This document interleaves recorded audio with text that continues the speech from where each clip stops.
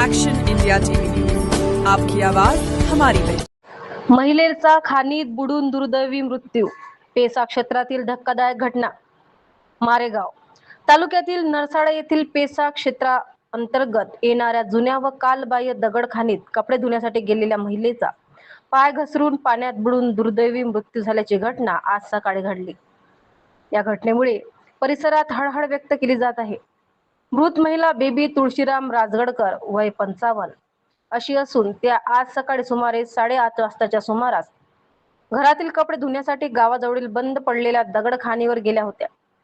गेल्या काही दिवसांपासून खाणीत पावसाचे पाणी साचलेले होते। कपडे धुत असताना अचानक पाय घसरल्याने त्या खोल पाण्यात पडल्या। खाण खोल असल्याने व पाण्याचा अंदाज न आल्याने त्यांचा बुडून मृत्यू झाला। दरम्यान बराच वेळ झाला तरी त्या घरी परतल्या नाही, त्यामुळे कुटुंबियांनी शोधाशोध सुरू केली। खाणीच्या काठावर त्यांचे कपडे व इतर साहित्य आढळून आले। त्यानंतर ग्रामस्थांच्या मदतीने शोध घेतला असता त्यांचा मृतदेह पाण्यात तरंगताना आढळून आला। प्रशासनाचा निष्काळजीपणा। मौजा नरसडा येथील पेसा क्षेत्रातील बंद पडलेल्या दगड खाणी उत्खननानंतर तशाच उघड्या ठेवण्यात आल्याचे समोर येत आहे।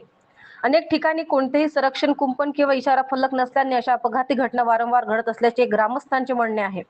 यापूर्वीही अशा प्रकारच्या घटनांमध्ये अनेकांनी आपले प्राण गमवावे लागले आहे। परिणामी सदर ग्रामस्थांनी खाणधारक यांच्यावर कारवाईची मागणी केली आहे। घटनेची माहिती मिळताच स्थानिक पोलिसांनी घटनास्थळी धाव घेत पंचनामा केला असून मृतदेह उत्तरीय तपासणीसाठी ग्रामीण रुग्णालयात पाठवण्यात आला आहे। या प्रकरणी अकस्मात मृत्यूची नोंद करण्यात आली असून पुढील तपास मारेगाव पोलीस करीत आहे। मौजा नरसडा येथील कालबाह्य दगड खाणी तातडीने बुजवण्याबाबत आम्ही यापूर्वी जिल्हाधिकारी यवतमाळ यांना ईमेल द्वारे कळविले होते, मात्र त्यानंतरही प्रशासनाने कोणतीही ठोस कारवाई केली नाही। संबंधित खाणी न बुजविणे तसेच संरक्षण कुंपणाची व्यवस्था न करणे यामुळेच हा दुर्दैवी प्रकार घडला आहे। मुख्य संपादक विनोद माहुरेसह मारेगाव तालुका प्रतिनिधी संतोष पिपराडे।